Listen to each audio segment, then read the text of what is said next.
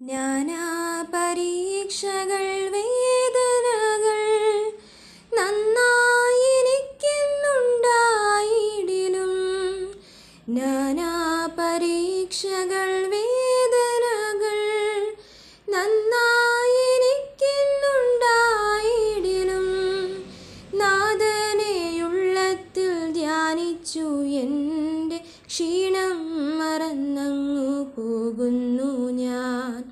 നാഥനെയുള്ളത്തിൽ ധ്യാനിച്ചു എൻ്റെ ക്ഷീണം മറന്നങ്ങു പോകുന്നു ഞാൻ. ദൈവവചന ചിന്തകൾ കേൾക്കുന്ന എല്ലാ മാന്യ ശ്രോതാക്കൾക്കും ക്രിസ്തീയ സ്നേഹവന്ദനം.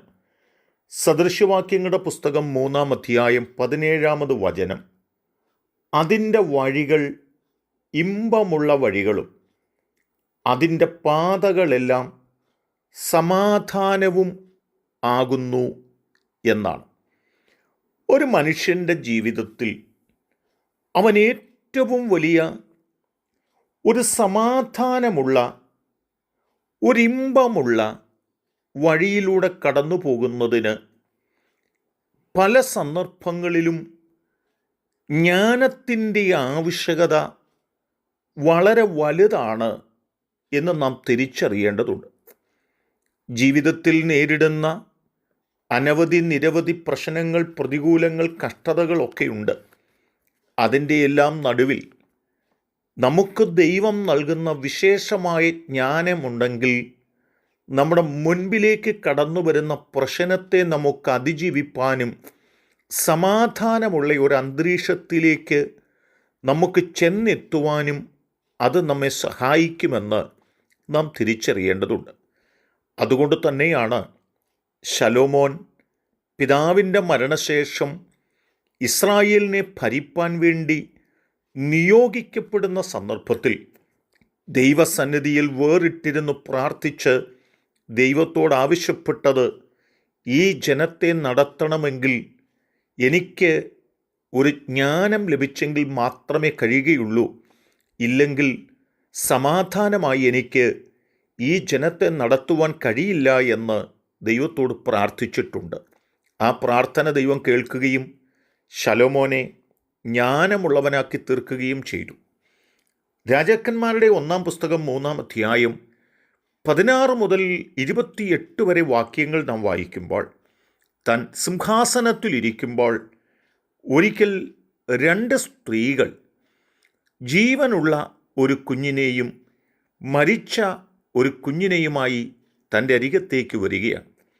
തന്നോട് ആവശ്യപ്പെട്ടത്, ജീവനോടെ ഇരിക്കുന്ന കുഞ്ഞ് അവർ 2 പേരും അവകാശം പറയുകയാണ്, മരിച്ച കുഞ്ഞിനും അവർ 2 പേരും തള്ളിക്കളയുകയുമാണ് ചെയ്യുന്നതെന്ന് നാം തിരിച്ചറിയണം. വളരെ വല്ലാത്ത ഒരു സാഹചര്യത്തിന് നടുവിലൂടെ ശലോമോൻ കടന്നു പോകുമ്പോൾ ശലോമോൻ എന്ത് ചെയ്യണമെന്ന് വാസ്തവത്തിൽ ഉത്തരം കിട്ടാതെ വന്ന സന്ദർഭമാണ്.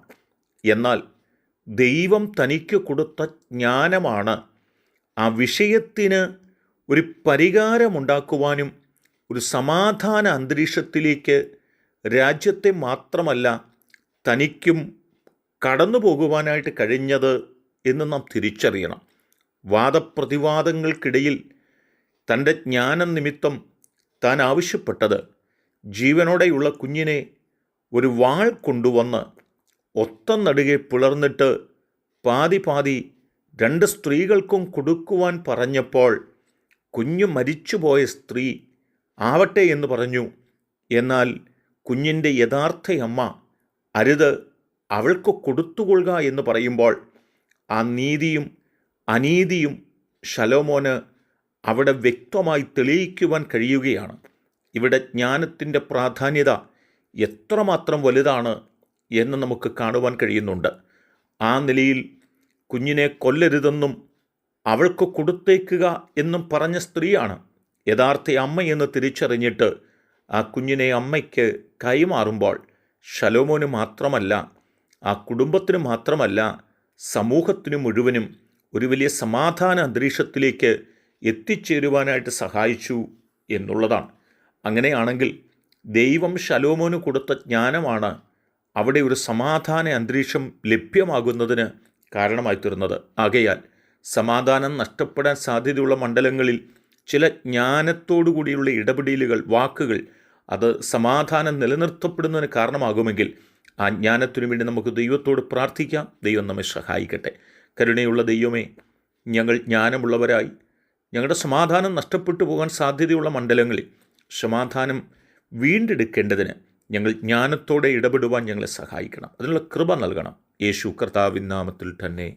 ആമേൻ.